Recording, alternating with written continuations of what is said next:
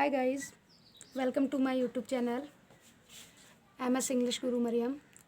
आज मैं आपको फ्यूचर इंडेफिनिट टेंस के बारे में पढ़ाने जा रही हूँ और सबसे पहले मैं आपको इसकी डेफिनेशन बताऊँगी कि इंग्लिश में या वैसे आपको कैसे पता होगा कि ये टेंस फ्यूचर इंडेफिनिट है।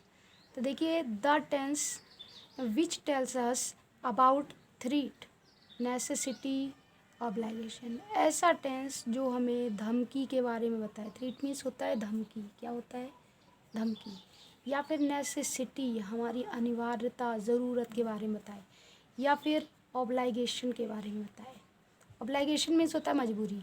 तो जो सेंटेंस ये सब इनमें से कोई भी एक चीज़ बताते हैं उसको फ्यूचर इंडेफिनिट टेंस बोला जाता है। अब देखिए, आइडेंटिफिकेशन क्या होती है, हिंदी में कैसे पहचानेंगे कि फ्यूचर इंडेफिनिट टेंस है।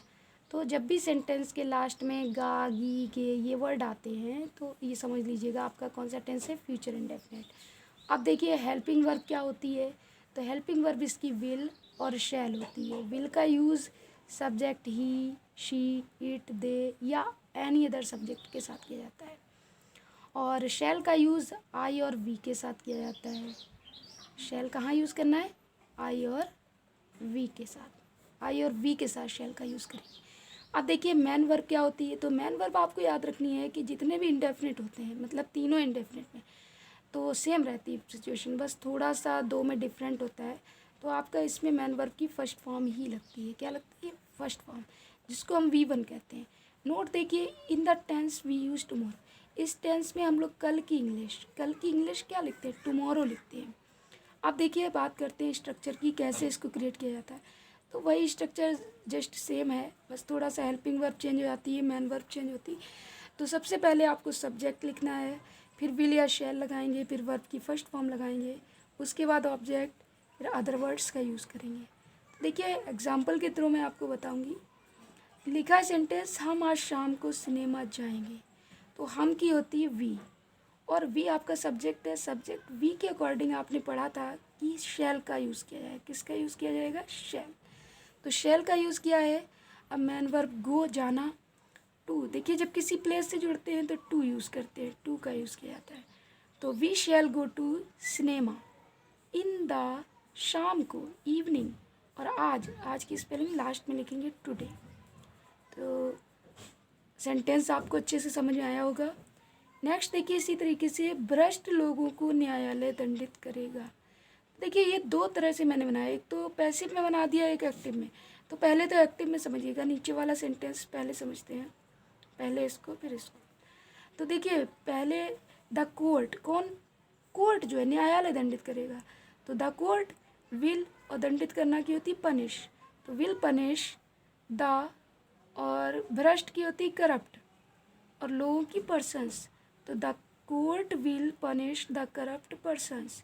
और अगर पैसिव में बनाएंगे तो ये बनेगा the corrupt persons will be punished by court.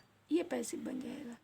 अब ऐसे देखिए, दूसरा लिखा है नेक्स्ट सेंटेंस आपके सामने, महंगाई अब कभी नहीं घटेगी।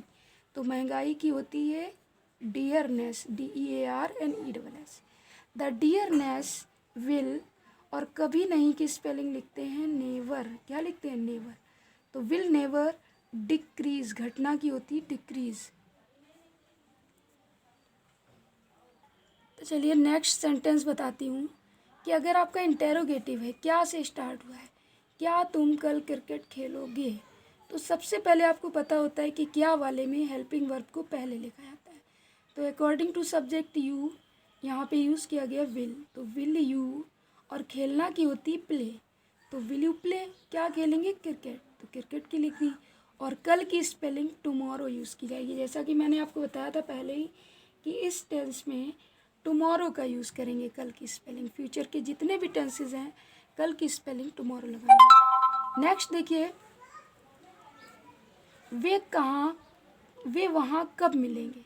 तो देखिए, सबसे पहले इंटेरोगेशन वर्ड बीच में दिया गया है, तो आपको सबसे पहले स्पेलिंग लिखनी है। सॉरी, यहाँ पे विन लिख गया, वैन लिखना है, वैन।